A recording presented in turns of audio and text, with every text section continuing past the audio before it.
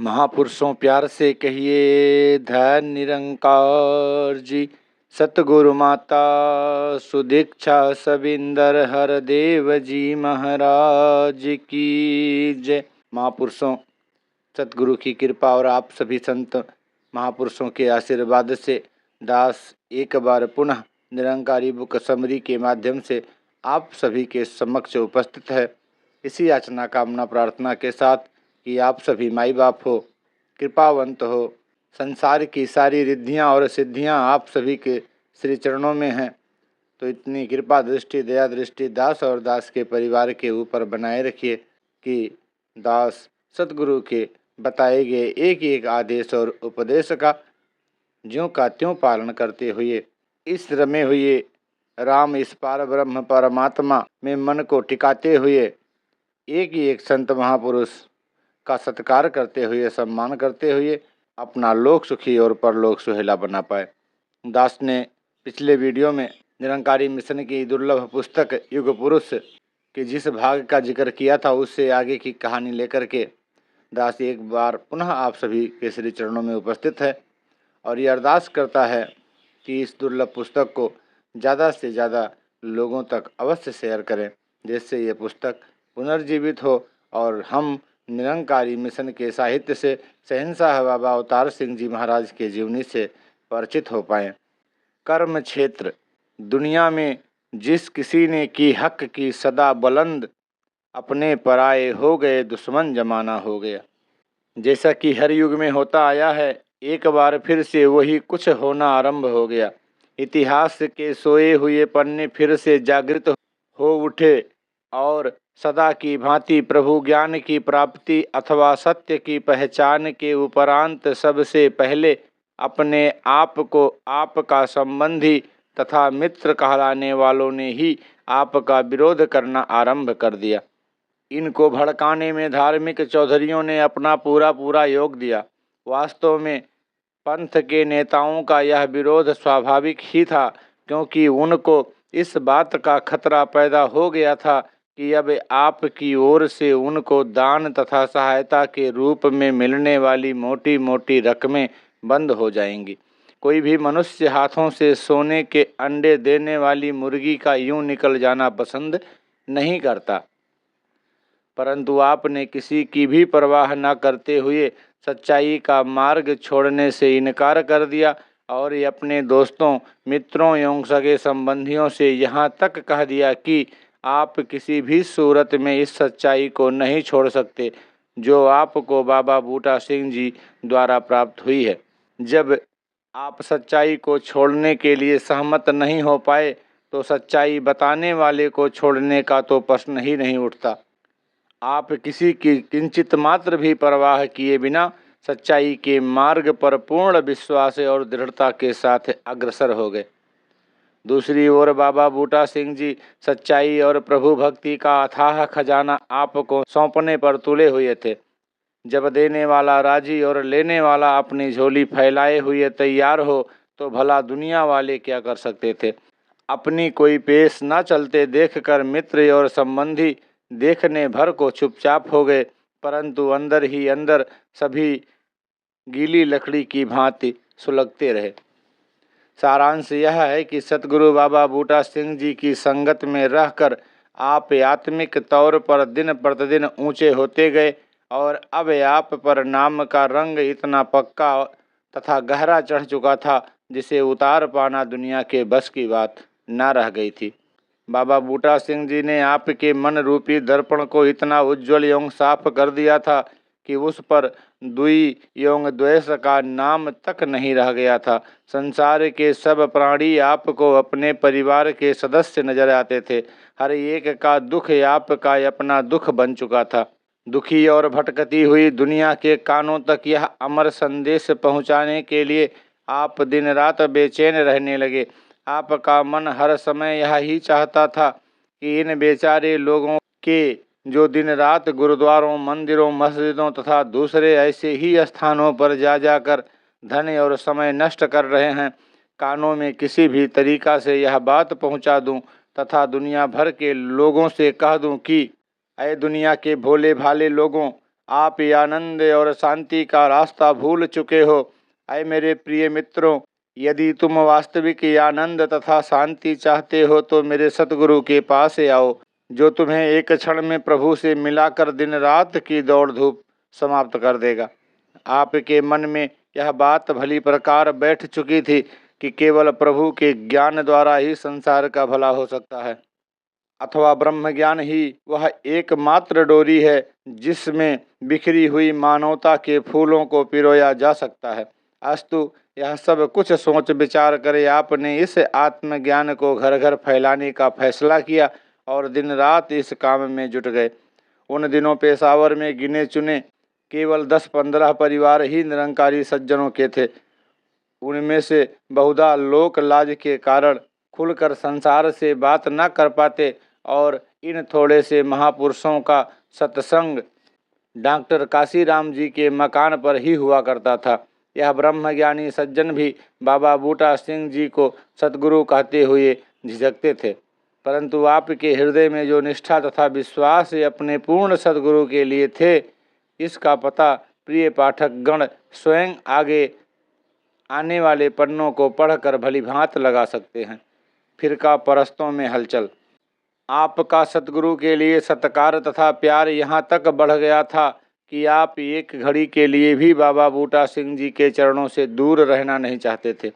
आपका मन सदा यही चाहता था कि हर वक्त प्रभु की बातें तथा ज्ञान चर्चा होती रहे, परंतु आप यह भी भली प्रकार समझते थे कि आप पर सामाजिक तथा सांसारिक रूप में भी अपने गृहस्थ जीवन तथा समाज के प्रति भी कुछ ऐसी जिम्मेदारियां हैं जिन्हें हर हालत में आपको पूरा करना चाहिए।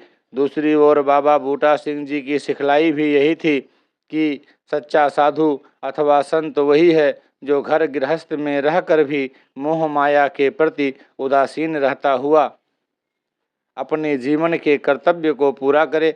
अथवा साधु और महात्मा जन तो देने वाले होते हैं, लेने वाले नहीं। जो साधु संत अपनी आवश्यकताओं के लिए दूसरों के आगे हाथ फैलाता फिरे, उससे संसार का परोपकार होना असंभव है। इसी शिक्षा के अंतर्गत आप दुकान की ओर पूर्ण रूप से ध्यान भी देते रहे और प्रचार भी करते रहे।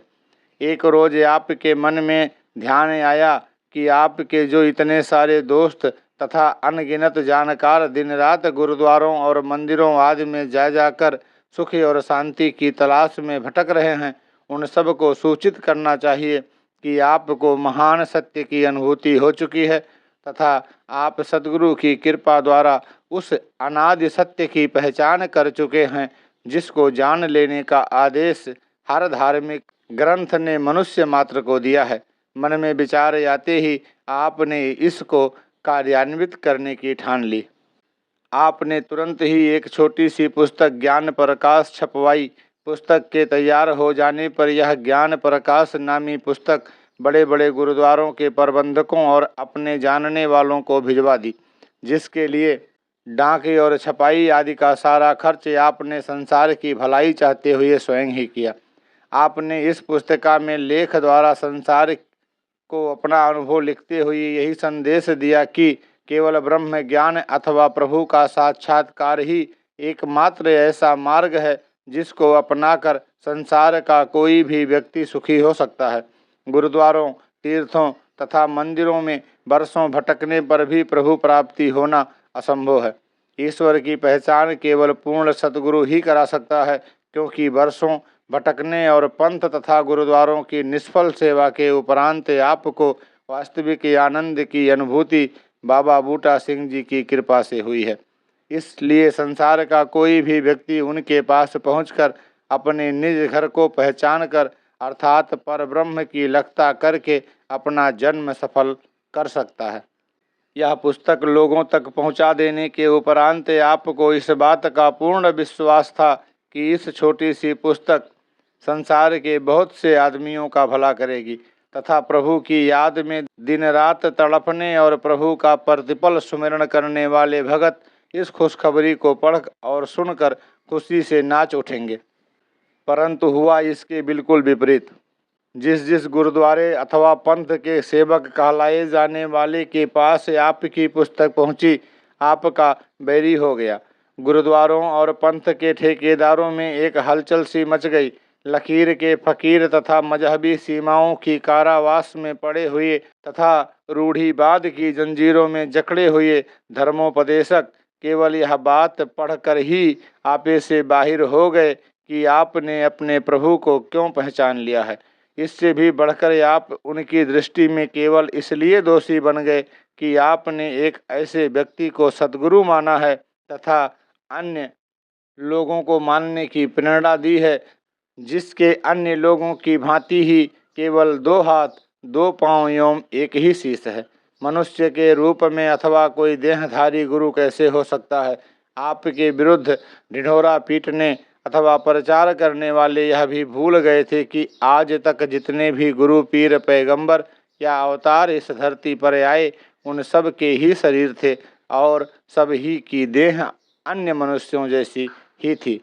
बस यूँ समझिए कि प्रभु को देख लेने अथवा सत्य की पहचान कर लेने के अपराध में आप दोनों व्यक्ति दुनिया की दृष्टि में अपराधी अथवा दोषी बन गए।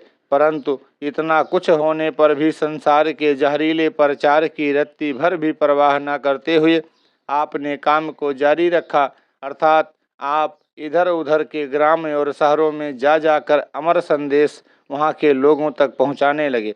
दुनिया वालों के इस विरोध का परिणाम यह हुआ कि आपका और बाबा बूटा सिंह जी का साथ लगभग 24 घंटे का हो गया।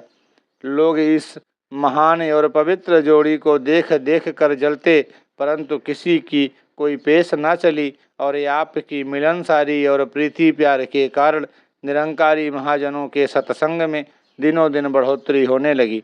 अपने विरोध का असर उल्टा होते देखकर धर्मों और मजहबों के ठेकेदार इस कदर झल्ला गए कि आपको जान से मार देने के ढंग सोचे जाने लगे। परंतु मुद्दई लाख बुरा चाहे तो क्या होता है, वही होता है जो मंजूर खुदा होता है। इस प्रकार के विरोध का तूफान उठाकर भी दुनिया वाले आपका बाल भी बांका न कर सके। आंधियाँ चलती रहीं और दिया जलता रहा, पहले से भी दुगनी शान से। आंधी और तूफान। आपके विरोधियों के दिलों में यह बात घर कर चुकी थी कि आप स्वयं तो बहुत अच्छे चरित्र एवं स्वभाव के व्यक्ति हैं, परंतु बाबा बूटा सिंह जी की संगत ने आपको बिगाड़ दिया है अथवा गलत मार्ग पर डाल दिया है। विरोधियों ने पैतरा बदला और वे आपके पास आकर बाबा बूटा सिंह जी की बुराइयां करने लगे। उनमें कई प्रकार के दोष बतलाकर आपको उनका संग छोड़ने के लिए मजबूर करने लगे। यहीं तक बस नहीं, बल्कि इन्हीं विरोधियों में से कुछ एक ने आपके शुभ चिंतक होने के जामे पहनकर आपके सगे संबंधियों को भी बहकाना आरंभ कर दिया। कोई कहता कि बूटा सिंह मद से भी है और ये अपने साथ भाई साहब अवतार सिंह जी को भी कुपथ पर डाल रहा है।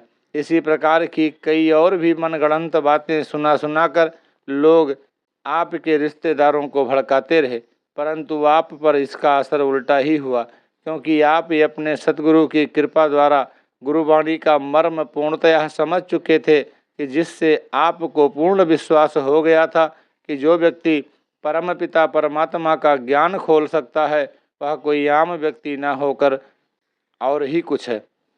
जब विरोधियों के ये हथियार भी व्यर्थ हो गए और परिणाम स्वरूप आप सद्गुरु की सेवा में और भी तन मन धन से जुट गए, तो आपके विरोधियों ने गुरुद्वारों में आने जाने वाली जनता को धर्म और पंथ के नाम पर भड़काना शुरू कर दिया।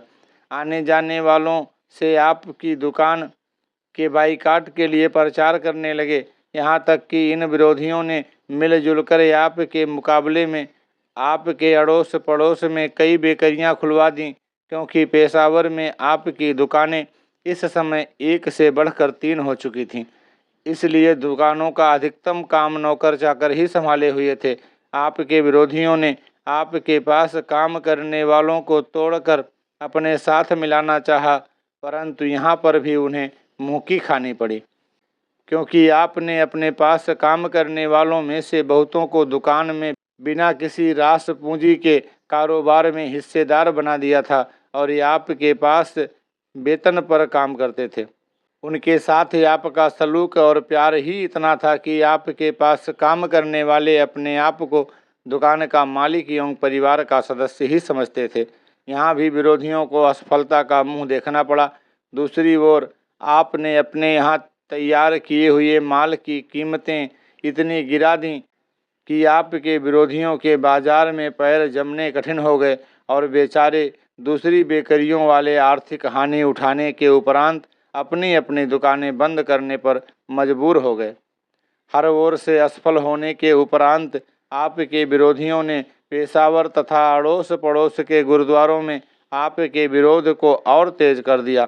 गुरुद्वारों के प्रबंधक दूर दूर से रागी जत्थों तथा प्रचारकों को बुलवा बुलवा कर आपके विरोध में प्रचार कराने में लीन हो गए। गोया गुरुद्वारा में आने वाली प्रभु प्रेमियों की कमाई आपके विरोध के आंदोलन में व्यय होने लगी। बस यूँ समझिए कि गुरुद्वारों में वाहे गुरु को छोड़कर आपके नाम की कहानियाँ प्रधान हो गईं। परंतु इसका असर भी विरोधियों की आशाओं के बिल्कुल उल्टा हुआ। उनके इस प्रचार से जिन लोगों ने आपका नाम तक नहीं सुना था, वे भी आपके नाम तथा काम से जानकार हो गए। इन श्रोताओं में से बहुत से व्यक्तियों के मन में आपको देखने की लालसा उत्पन्न हो गई कि भला देखें तो सही कि अवतार सिंह कौन है जिसने इतने आदमियों को चक्कर में डाल दिया है।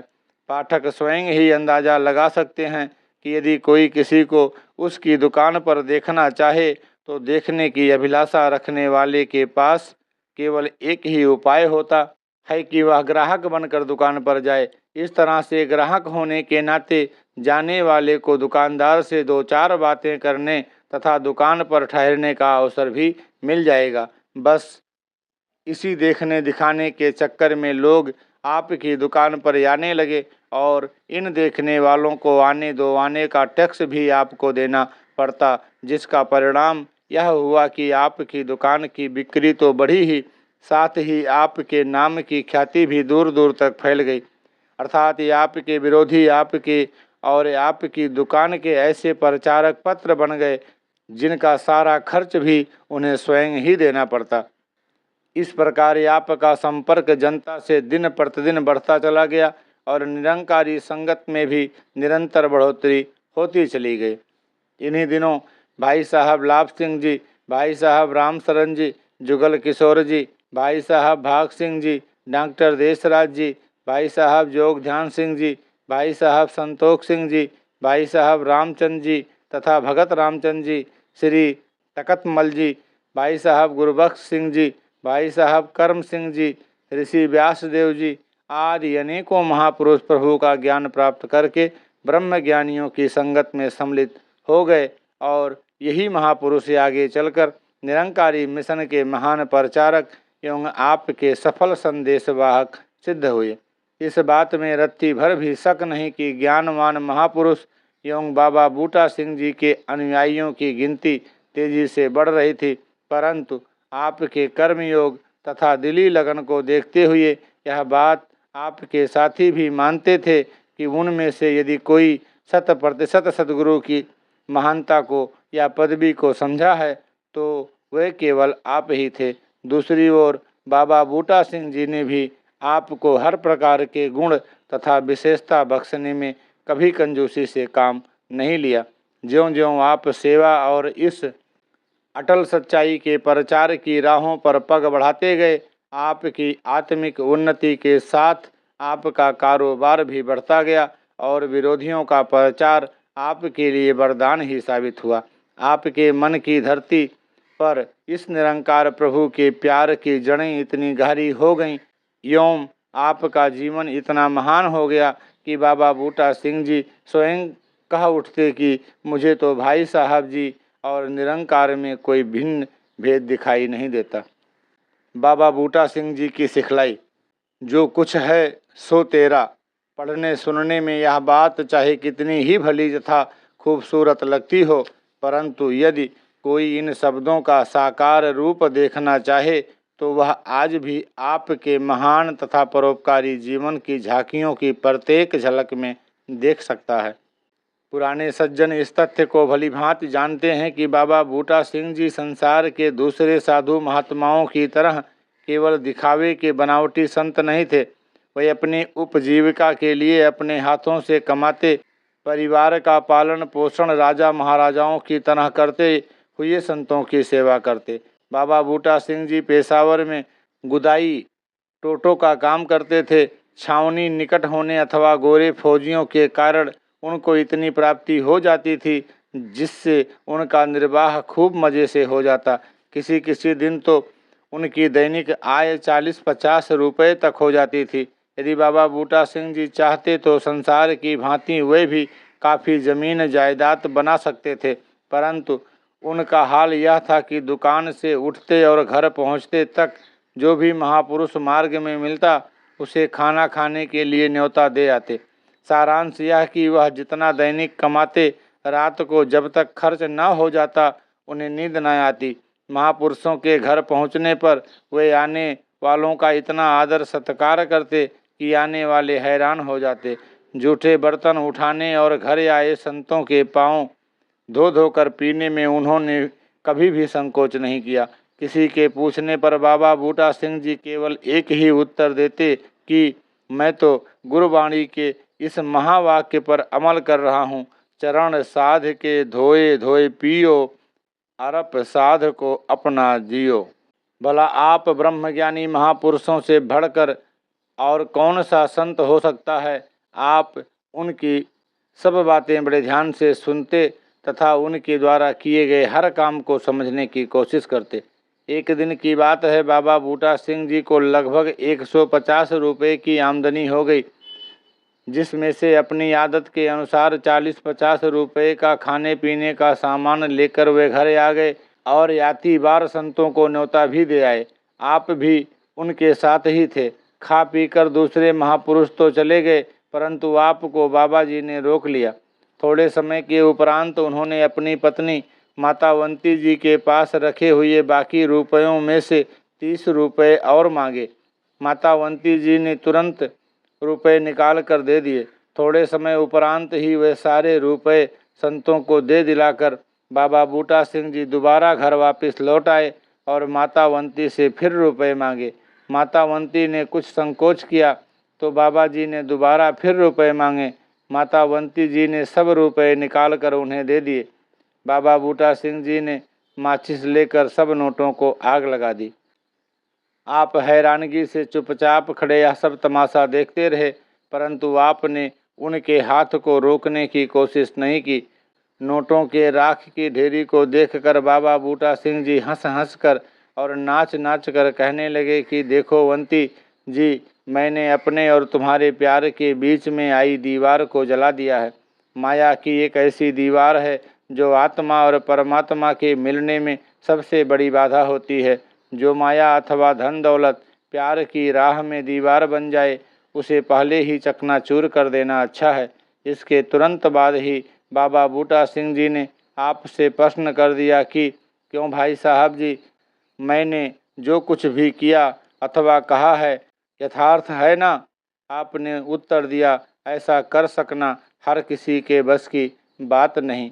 कोई कोई अथवा पूर्ण सद्गुरु की कृपा दृष्टि द्वारा ही ऐसा हो सकता है। इसके थोड़ी देर बाद ही आप सोच विचार करते हुए वापस दुकान पर आ गए।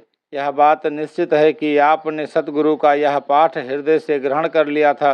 सतगुरु की ऐसी ही शिक्षाओं द्वारा जब आपका जीवन एक पूर्ण गृहस्थी तथा पूर्ण त्यागी का जीवन बन चुका था, सतगुरु की ऐसी ही शिक्षाओं द्वारा अब आपका जीवन एक पूर्ण गृहस्थी तथा पूर्ण त्यागी का जीवन बन चुका था। सतगुरु की शिक्षाओं की कुठाली में तप कर सोना कुंदन हो चुका था। सतगुरु सेवा, निष्ठा एवं अडिग विश्वास। थोड़े ही दिन व्यतीत होने पर आपने बाबा बूटा सिंह जी का परिवार सहित सारी सेवा का कार्यभार अपने ऊपर ले लिया। यहाँ तक कि आपने अपनी सब दुकानों में काम करने वालों को आज्ञा दे दी कि बाबा बूटा सिंह जी जब भी दुकान पर आएं और जो कुछ भी वे लेना चाहें उन्हें ना रोकें। आपकी इस आज्ञा के उपरांत बाबा बूटा सिंह जी कई बार आपकी दुकान पर जाते और जितनी भी रकम की उन्हें आवश्यकता होती वे गले में हाथ डालकर निकाल लेते। आप देखते, सुनते और मुस्कुरा देते। यदि दुकान पर काम करने वाला कोई व्यक्ति आपसे शिकायत करता तो आप शिकायत करने वाले पर नाराज हो जाया करते थे। आप संसार की हर बात सुनने और सहन करने को तैयार थे, परंतु बाबा बूटा सिंह जी की निंदा सुनना आपको सख्त नापसंद था। आपके पड़ोसी दुकानदार आपस में अक्सर बातें किया करते थे कि पता नहीं बाबा बूटा सिंह जी ने भाई साहब अवतार सिंह जी पर कौन सा जादू कर दिया है। आप कई बार अपनी जुबान से बताया करते थे कि आपकी आदत कभी भी फिजूल खर्ची की नहीं रही। आप दुकान और घर के खर्चे का पूरा पूरा हिसाब रखा करते थे, क्योंकि आपका बचपन गरीबी में व्यतीत हुआ था। इसीलिए आप हर रूप में पैसे की कद्र किया करते थे। परंतु बाबा बूटा सिंह जी की सेवा या उनके धन खर्च करते हुए उन्हें ऐसा मालूम होता था जैसे मालिक की वस्तु मालिक को सौंप रहे हों। एक दिन शहंशाह जी ने स्वयं ही बताया कि एक समय ऐसा भी आया जब आपके मन में विचार आया कि वे बाबा बूटा सिंह जी को कोई रकम नहीं देंगे, देखें वे खर्चे कैसे चलाते हैं, अथवा भगवान उन्हें कौन सा छप्पर फाड़ कर देता है। आपके मन में यह विचार आया ही था कि बाबा बूटा सिंह जी दुकान पर या पहुँचे, और जब उन्होंने आते ही आपसे 10 रुपये मांगे तो आपने झट से इनकार कर दिया। बाबा बूटा सिंह जी बिना कोई बात किए चले गए। अभी उनको गए हुए 5 मिनट भी ना गुजरे थे, आप मन ही मन पश्चाताप करने लगे। प्रभु के ज्ञान के सामने दुनिया की धन दौलत भला क्या चीज़ है, परंतु तीर कमान से निकल चुका था। आप इस सोच विचार में इतने तल्लीन हो गए कि भट्ठी से माल निकालना ही भूल गए। जिस समय आपको भट्ठी से माल निकालने का ध्यान आया, लगभग 100 रुपये का माल जलकर राख हो चुका था। माल की यह हालत देखकर आप अपने आप से कहने लगे, अवतार सिंह, तेरी यही सजा है। अपने आप को बड़ा गुरु भक्त समझता है, परंतु गुरु के मांगने पर भी केवल 10 रुपये से इनकार कर दिया। दूसरी ओर बाबा बूटा सिंह जी अभी अपने निवास स्थान पर पहुंच भी ना पाए थे कि उनको मार्ग में ही एक व्यक्ति मिल गया, जिसने उन्हें बताया कि उनकी दुकान पर एक अंग्रेज उनकी प्रतीक्षा कर रहा है। दुकान पर पहुंचकर उनको पता चला कि प्रतीक्षा करने वाला अंग्रेज कोई फौजी ऑफिसर है, तो उसी रात को विलायत वापस जाना चाहता है, परंतु जाने से पहले वह अपनी भुजाओं पर फूल अवश्य गुदवाना चाहता है, ताकि भारत की यादगार रहे, और वह इस काम के मुँह मांगे दाम देने के लिए तैयार है। आपने उसकी इच्छा अनुसार उसका काम बना दिया, जिसकी मेहनत के पैसे 3 रुपये से अधिक नहीं बनते थे, परंतु वह अंग्रेज अधिकारी उनके काम से इतना प्रसन्न हुआ कि पूरे 15 रुपये उनके हाथ पर देकर चलता बना। बाबा बूटा सिंह जी के हाथ में पैसे तो आ ही गए थे। अपनी आदत के अनुसार रास्ते में मिलने वाले सत्संगियों को खाने का निमंत्रण देते हुए खाने पीने के सामान से लदे फंदे हंसते मुस्कुराते आपकी दुकान पर पहुंच गए, और आते ही कहने लगे कि भाई अवतार सिंह जी, चलो मेरे साथ, खाना इकट्ठा खाएंगे और प्रभु का यशोगान भी करेंगे। इस पर आपने हैरान होते हुए पूछा, आपके पास तो 1 पैसा भी नहीं था, या ढेर सा सामान कहाँ से आया? आपका प्रश्न सुनकर उन्होंने हंसते हुए उत्तर दिया, भाई साहब अवतार सिंह जी, क्या तुम यह समझते हो कि मेरी पालना तुम कर रहे हो? देने वाला तो निरंकार प्रभु है। इसी निरंकार प्रभु की आज्ञा से जितने रुपए मैंने तुमसे मांगे थे, उससे 1.5 मुझे प्राप्त हो गए। अथवा जैसे कोई माँ बच्चे के लिए खाना लेकर उसके पीछे घूमती रहती है, इसी प्रकार मेरा यह निरंकार भी अपने भक्तों का हर काम करने के लिए तैयार रहता है। देने वाला यही आप है। भाई साहब, आप मन में यह विचार करो कि मेरी सेवा करने से पहले यह आपके हृदय में बैठा है, उसके उपरांत मेरा तुम्हारा प्यार एवं संबंध बना है। निरंकार का ज्ञान होने से पहले तो आपने मुझे 1 गिलास पानी के लिए भी कभी नहीं पूछा था। आपने उनका यह उत्तर सुनकर तुरंत क्षमा याचना की, और इस छोटी सी घटना के बाद बाबा बूटा सिंह जी के अंतिम श्वास तक कभी भी ऐसा समय नहीं आया जबकि आपने उनकी किसी भी प्रकार की सेवा से मुख मोड़ा हो। आपकी हर समय यही कोशिश रहती थी कि सेवा का कोई भी अवसर हाथ से न जाने पाए, और कभी कभी उनकी किसी दूसरे के द्वारा सेवा करने पर आप नाराज भी हो जाते थे।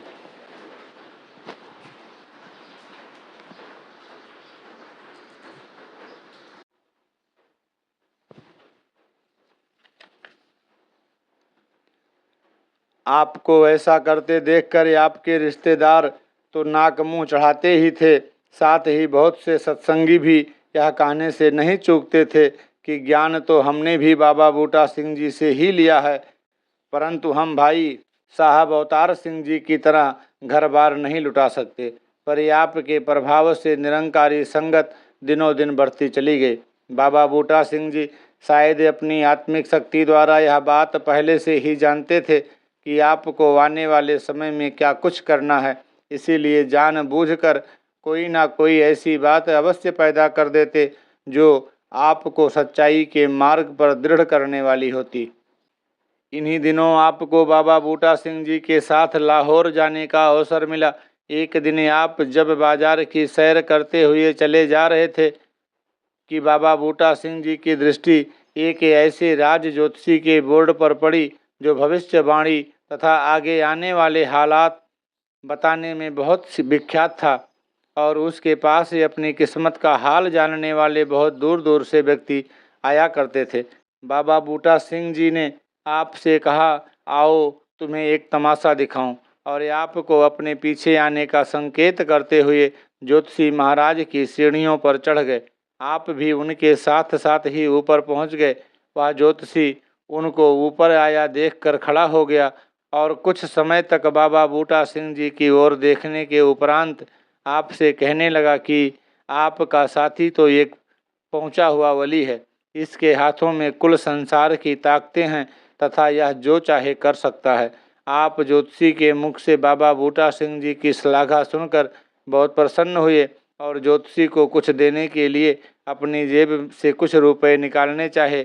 आपको ऐसा करते देखकर बाबा बूटा सिंह जी ने तुरंत ही आपका हाथ पकड़कर सीढ़ियों से नीचे उतर आए और बेचारा ज्योतिषी दोनों का मुंह देखता रह गया।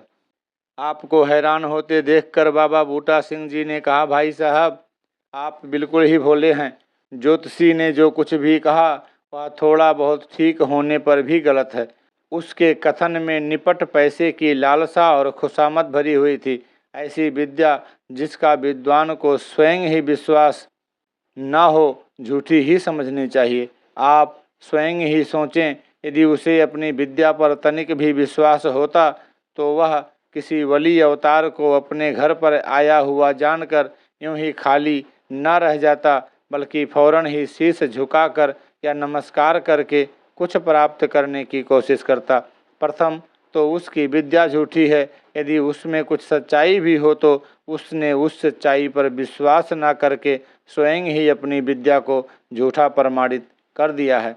आप उनका यह कथन सुनकर मन ही मन उन्हें नमस्कार करते हुए और ऐसा पूर्ण सद्गुरु मिलने पर अपने आप को बधाई देते हुए प्रभु का लाख लाख धन्यवाद करने लगे।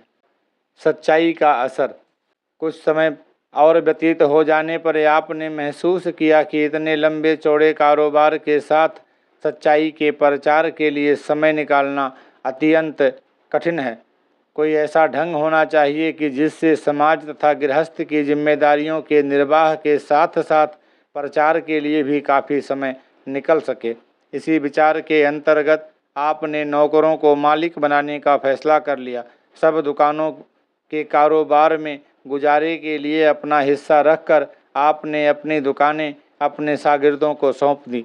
आपकी इस कृपा द्वारा जहां नौकर बिना किसी पूंजी लगाए मालिक बन गए, वहां आपका गुजारा भी भली भांति होने लगा और आप थोड़ा निश्चित होकर प्रभु के प्रचार में जुट गए। आपकी दुकानों में कई काम सीखने वालों में से सरदार टहल सिंह अमृतसर, सरदार मान सिंह पटियाला, सरदार मनी सिंह पटियाला, सरदार दामोदर सिंह, सरदार नानक सिंह, सरदार सुंदर सिंह मंसूरी तथा सरदार बिशन सिंह दिल्ली आज भी उपरोक्त शहरों में अपने निजी कारोबार करते हुए संपन्न जीवन व्यतीत कर रहे हैं। इनमें से बहुतों की शादियां भी आपने अपने खर्चे से करवाकर उन्हें एक सच्चा दुकानदार तथा गृहस्थी बना दिया। आपके घर लगातार तथा सदा आपके पास रहने के कारण बाबा बूटा सिंह जी, शहजादे गुरबचन सिंह जी, सज्जन सिंह जी तथा आपकी पुत्री बहन नंद जी से बहुत प्यार करते थे। जब भी अवसर मिलता इन सब को अपने पास बिठाकर इन नन्हे मुन्नों को प्रभु प्यार की बातें सुनाया करते, जिसका परिणाम यह हुआ कि इन बच्चों का जीवन बचपन से ही संवरना शुरू हो गया और सदा रोशनी में पलने वाले इन बच्चों को अज्ञानता के अंधेरे की हवा तक न लग सकी। इन सब में से भोला भाला स्वभाव होने के कारण बाबा बूटा सिंह जी साहेबजादा गुरबचन सिंह जी को बहुत अधिक प्यार करते थे और यदा कदा अपनी गोदी में लेकर ऐसी ऐसी आशीर्वादें देते कि सुनने वाला हैरान हो जाता। परंतु किसे पता था कि बाबा बूटा सिंह जी के हृदय से निकली हुई आशीर्वादें क्या क्या रंग लाएंगी तथा उनके मुख से निकली हुई भविष्यवाणी अक्षरशः सच होकर ही रहेगी।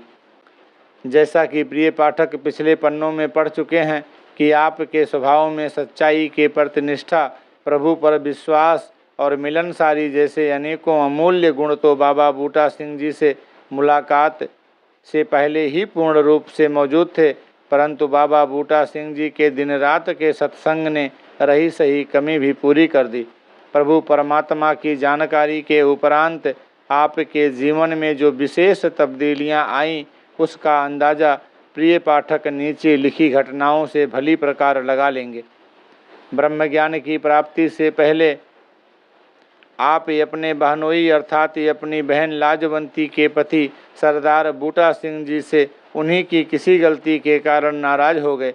यहाँ तक कि आपने उनसे साफ तौर से कह दिया था कि हमारे सारे संबंध समाप्त समझे जाएं। समझ लो कि आज से हम एक दूसरे के लिए संसार में नहीं हैं और मैं जीते जी ना तो मैं आपके घर में कभी आऊँगा और ना ही आपका मुख देखूँगा। इस घटना के उपरांत आप कई मास तक अपनी बात पर तुले रहे, परंतु ज्ञान प्राप्ति के उपरांत जब आप एक दिन गुरबाणी पढ़ रहे थे कि श्री गुरु नानक देव जी का यह एक महावाक्य सामने आ गया, ना कोई बैरी ना ही बेगाना, सगल संग हमरी बनी आई, और यह तुक आपके दिल की गहराइयों में उतरती चली गई। बस फिर क्या था, आपने मन ही मन में कार्यक्रम निश्चित किया और उसी समय उठकर सरदार बूटा सिंह जी की दुकान की ओर चल दिए और बिना किसी संकोच के उनकी दुकान पर पहुंचकर बैठ गए। सरदार बूटा सिंह जी आपको आया देखकर कुछ हैरान भी हुए और सहम भी गए, यहाँ तक कि आपसे आने का कारण न पूछ सके। उनकी यह दशा देखकर आपने स्वयं ही बात चलाते हुए कहना शुरू किया कि संसार में भूल सभी से हो जाती है, एक भी मनुष्य संसार में ऐसा नहीं जिससे कभी भूल ना हुई हो। वाहेगुरु की कृपा से मुझे एक ऐसा महापुरुष मिला है जिसकी कृपा से मैं वास्तविक तथ्य को समझ गया हूँ। आप यूँ समझिए कि उनके दिए हुए ज्ञान द्वारा अथवा सतगुरु के शब्द द्वारा पहले वाला भाई अवतार सिंह खत्म हो गया है। अब मेरे लिए संसार में सभी अपने हैं। सरदार बूटा सिंह आपके चेहरे की आभा तथा मुस्कान देखकर और आपके मुख से ऐसी प्यार भरी बातें सुनकर ठगे से रह गए। बूटा सिंह जी उठकर आपके गले लग गए और आँखों से बहते प्रेम भरे नीर ने मन के दर्पण एक बार फिर साफ कर दिए। आपके मुख से बाबा बूटा सिंह जी की महानता सुनकर वे भी उनके चरणों में उपस्थित हुए और निरंकार प्रभु को जान लेने के उपरांत हंसी खुशी से अपना जीवन व्यतीत करने लगे। सरदार बूटा सिंह अंतिम सांस तक आपका यशोगान करते रहे तथा आयु और सांसारिक नाते में बड़े होने पर भी सदा आपके चरणों पर शीश रखकर नमस्कार करते रहे। सरदार बूटा सिंह जी के सुपुत्र सरदार जोगिंदर सिंह निरंकारी आज भी दिन रात अम्बाला तथा आसपास के गांवों में निरंकारी मिशन के प्रचार में लगे हुए हैं। एक और घटना से पढ़ने वाले आपके गृहस्थी जीवन में रहते हुए आपके त्याग और तप की भावनाओं का अंदाज़ा लगा सकते हैं। हुआ यह कि एक दिन आपके सुपुत्र स्वरूप सिंह जी छोटी सी अवस्था में ही नाम मात्र की बीमारी के कारण शरीर छोड़ गए। उस दिन संगत भी आप ही के निवास स्थान पर होनी थी और सत्संगियों के आने का समय भी हो चुका था। आपने तुरंत ही बच्चे के मृतक शरीर को वस्त्रों से ढककर अपने मकान के पिछले कमरे में रख दिया और आकर सत्संग के स्थान पर ऐसे बैठ गए जैसे कि कुछ हुआ ही ना हो। महापुरुषों के आने पर सत्संग शुरू हो गया और लगभग 1 घंटे तक सत्संग होता रहा। इसके उपरांत बाबा बूटा सिंह जी गुरबाणी के एक शब्द की व्याख्या करने लगे। व्याख्या करते करते बाबा बूटा सिंह जी ने अकस्मात ही सारे उपस्थित महाजनों से प्रश्न कर दिया कि आप सारे महापुरुष भाई साहब अवतार सिंह के चेहरे की ओर देख कर बताओ कि क्या इनके चेहरे पर किसी प्रकार की तब्दीली अथवा उदासी नजर आती है। उनका यह प्रश्न सुनते ही सब सत्संगियों की आंखें आपकी ओर उठ गईं, परंतु एक अलौकिक मुस्कान के अतिरिक्त किसी को भी और कुछ दृष्टिगोचर न हुआ। सबके मुख से नहीं का उत्तर सुनकर बाबा बूटा सिंह जी ने उपस्थित सज्जनों को बताया कि लगभग 2 घंटे पहले भाई साहब का लड़का स्वरूप सिंह ज्योति ज्योत समा गया है, परंतु भाई अवतार सिंह ऐसे बैठे हैं जैसे कुछ हुआ ही नहीं। असल में यही अवस्था पूर्ण ब्रह्मज्ञानी की होती है, ना आए की खुशी, ना गए का गम। यदि मुझसे कोई मन की बात पूछे तो मुझे यह कहना पड़ता है कि प्रभु का ज्ञान तो अनेकों ने प्राप्त किया है, परंतु इस समय केवल भाई अवतार सिंह ही एक ऐसा ब्रह्मज्ञानी तथा प्रभु पर भरोसा रखने वाला है जिसकी कोई तुलना नहीं कर सकता। भाई अवतार सिंह ने न केवल ज्ञान को ही समझा है, बल्कि अपने आप को प्रभु इच्छा के सांचे में पूर्ण रूप से ढाला भी है। जग वाले इन्हें नहीं जानते, पर मैं जानता हूँ कि भाई अवतार सिंह वह नहीं है जो हमको आँखों से दिखाई देता है, बल्कि भाई अवतार सिंह एक पूर्ण महापुरुष और कर्मयोगी हैं। इसके उपरांत बाबा बूटा सिंह जी ने गुरबाणी की यह तुक पढ़ते हुए गृहस्थ में जो रहे उदास, कहो नानक हम ताके दास, आपके चरणों में सिर झुका दिया और इसके उपरांत दोनों आपस में ऐसे लिपट गए गोया। मतलब यह कि आपके प्रभु प्राप्ति के उपरांत के जीवन में लाख खोजने पर भी कोई ऐसी घटना नजर नहीं आती जिससे आपके विश्वास और प्रभु निष्ठा में डगमगाहट नजर आ सके। दास इस वीडियो को यहीं पे विराम देगा। इससे आगे के लेख को लेकर के अगले वीडियो में आपके श्री चरणों में उपस्थित होगा। वीडियो शूट के दरमियान मूसलाधार बारिश होने के कारण इसमें कुछ आवाज़ दाएं बाएं या अस्पष्ट ना सुनाई पड़ेगी। इसके लिए दास से आप सभी के श्री चरणों में क्षमा प्रार्थी है और याचना कामना प्रार्थना पुनः एक बार यही आप सभी संत महापुरुषों के चरणों में कि संसार की सारी रिद्धियाँ और सारी सिद्धियाँ सद्गुरु ने आपके श्री चरणों में रखी हैं, तो आप ही अपनी दया दृष्टि कृपा दृष्टि दास और दास के पूरे परिवार के ऊपर बनाए रखिए, जिससे दास भी एक पूर्ण गुरसिख बन करके सद्गुरु के आशीर्वादों का पात्र बन पाए, आपके आशीर्वादों का पात्र बन पाए और इस निरंकार के एहसास में रहते हुए सद्गुरु के एक ही एक वचन को ज्यों का त्यों मानते हुए आप संत महापुरुषों का सम्मान कर पाए, सत्कार कर पाए। यही याचना, यही कामना, यही प्रार्थना। एक बार पुनः अरदास कि इस वीडियो को, इस दुर्लभ पुस्तक को ज़्यादा से ज़्यादा संत महापुरुषों के श्री चरणों में पहुंचाने में आप भी योगदान दें। ये भी एक सेवा है और सतगुरु माता के श्री चरणों में यही याचना कामना कि हे दीनदयाल सच्चे पातशाह, हम सभी जैसे भी हैं आपके बच्चे हैं, अपनी वरद हस्त, अपनी कृपा दृष्टि, दया दृष्टि हम सभी के ऊपर आप सदा सर्वदा बनाए रखें। सतगुरु माता सुदीक्षा सबिंदर हरदेव जी महाराज की जय। महापुरुषों प्यार से कहिए धन निरंकार जी।